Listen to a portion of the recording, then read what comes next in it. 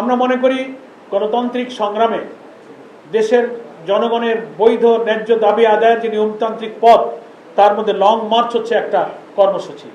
এটা সম্পূর্ণ শান্তিপূর্ণ হবে, নিয়মতান্ত্রিক হবে, কোনো উস্কানিমূলক হবে না।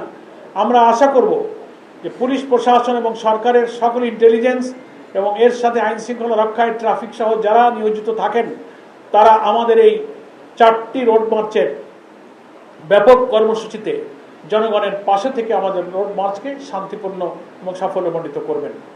বিএনপি, সরকার, সরকারি দল, অন্যান্য রাজনৈতিক দল, বন্ধু সংগঠন যারা দেশের রাজনীতি করেন, তাদের কাছে আমাদের আপিল থাকবে, আমরাও একটি রাজনৈতিক দল হিসেবে এই নিয়মতান্ত্রিক জনগণের দুর্ভোগ, গণদাবি, গণভোটের গণরায় বাস্তবায়ন, এগুলো সবই মানুষের গণ আকাঙ্ক্ষা। এই পূরণের দাবিতে আশা করি অন্যান্য রাজনৈতিক দল, 11 দলের বাইরে যারা আছেন, তাদেরকেও আমরা আন্তরিকভাবে সহযোগিতা কামনা করি, তাদের দোয়া কামনা করি।